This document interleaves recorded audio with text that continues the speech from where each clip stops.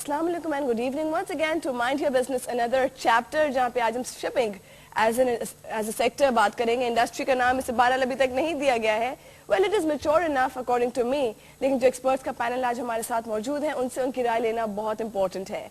नाज़रीन आइए आपका इंट्रोडक्शन कराते हैं अपने पैनल ऑफ गेस्ट से ताकि आज शिपिंग की तमाम प्रॉब्लम्स और एक्सपोर्टर्स के अलग इशूज जो उनसे हैं उनको भी हाईलाइट करते हैं आज के चैप्टर में. आइए आपका इंट्रोडक्शन कराते हैं. First of all in line we have mister Suhail Shams, Chairman All Pakistan Shipping Association.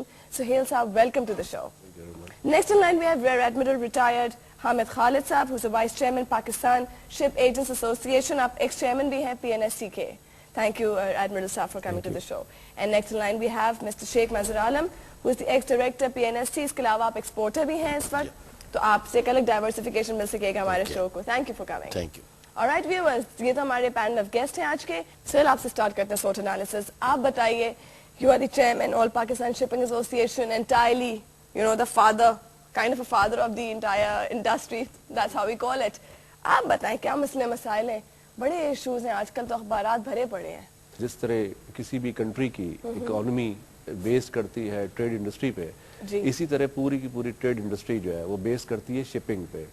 तो बेसिकली अगर shipping it's a one of the strength of a country और उसके जो फीचर्स हैं वो इतने ज़्यादा इक्वली इम्पॉर्टेंट है कि उसके बगैर इंडस्ट्री जो है हमारी आगे नहीं बढ़ सकती. Now over the period of time, over the decades, we have seen के बहुत ज़्यादा चेंजेस आए हैं. कार्गो मूवमेंट में चेंजेस आई हैं, बल्क से कंटेनराइज कार्गो आया है, चाहे वो इम्पोर्ट्स है चाहे एक्सपोर्ट है. उसके साथ साथ हम ये भी देख रहे हैं कि हमारी जो वॉल्यूम्स हैं वो काफ़ी बढ़ गए हैं.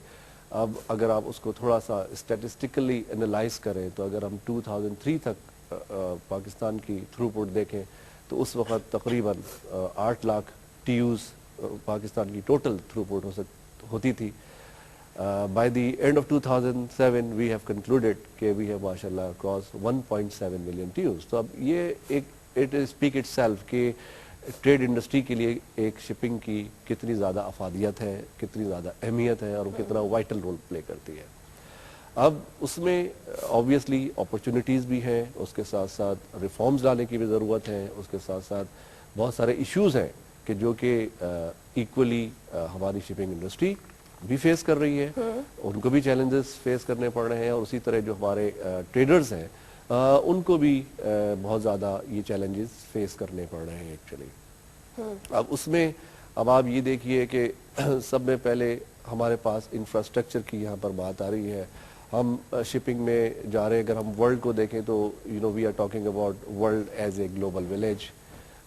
ग्लोबल कैरियर्स का कॉन्सेप्ट ज़्यादा आ रहा है. वी आर सीइंग कि जो बड़ी बड़ी लाइंस हैं they are going into a giants, they are merging and their acquisitions, acquiring हो रही है. तो उससे ये हो रहा है कि they want to have a competition, at the same time उनको और अपनी इकोनॉमी ऑफ स्केल सूट करने के लिए एक इस तरह की सर्विस प्रोवाइड करनी है कि जो कि इक्वली इंफ्रास्ट्रक्चर वाइज और डिलीवरी वाइज उनको भी सूट कर सके और हमारे ट्रेडर्स को भी सूट कर सके. इस वक्त ऑब्वियसली जो भी हमारे पास इंफ्रास्ट्रक्चर है पाकिस्तान में, अल्हम्दुलिल्लाह कराची पोर्ट के हवाले से भी, पोर्ट कासिम के हवाले से भी, दे आर माशाल्लाह equally good, but it's just enough actually.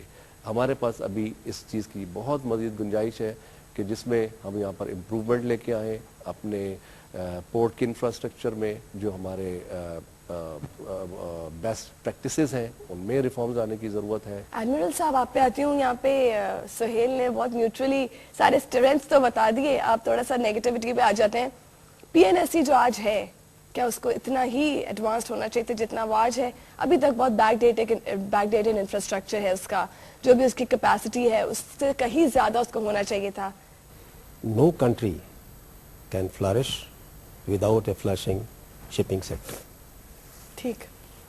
और shipping sector has been the most neglected sector in Pakistan economy. Okay. और जब भी किसी ने इस सेक्टर पर नज़र डाली तो वो एडवर्स नज़र डाली, कभी उसको रिफॉर्म करने की कोशिश सही रास्ते में नहीं की. मसलन ये कि सबसे पहले आपने इसको नेशनलाइज करके ख़त्म कर दिया. 71 में बांग्लादेश बना, وہ کہاں پہنچ گیا, ہمارے پاس کیا تھا, ہم آج کہاں ہیں, سب سے پہلا. بالکل. دوسری چھوٹی سی بات, مثلا نان ریزیڈنٹ لوگ جو یہاں شپنگ کرتے ہیں, ان کو آپ نے جو ان کی رپورٹنگ سسٹم بنایا ہے وہ شپ ٹو شپ بیسس کیا ہے, مطلب ہر جہاز کا آپ ریٹرن سبمٹ کرتے ہیں. نان ریزیڈنٹ جو ایئر ٹرانسپورٹیشن میں کمائی کرتے ہیں ان کو آپ کوارٹرلی ریٹرن مانگتے ہیں. I don't know why this differentiation.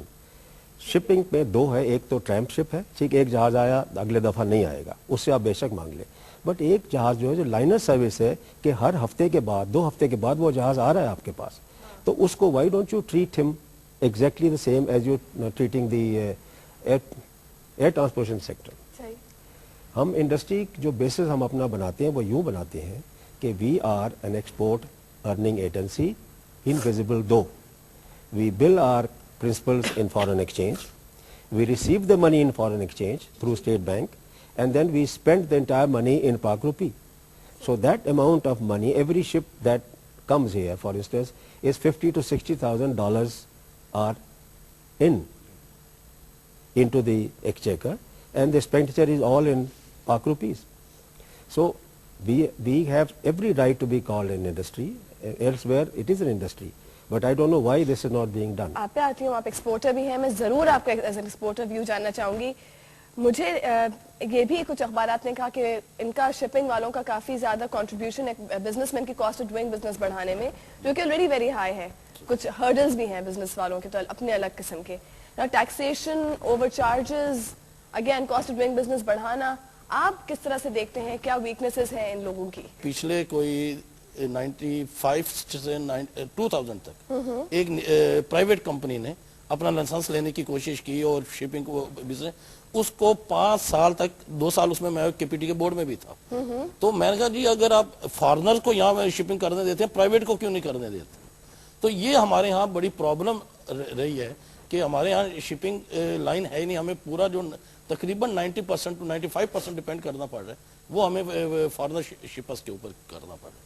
اچھا, ان کا پاکستان سے کوئی انٹرسٹ نہیں, ان کو صرف اپنا بزنس انٹرسٹ چاہیے. وہ جیسے بات ہوئی ٹائم ٹو ٹائم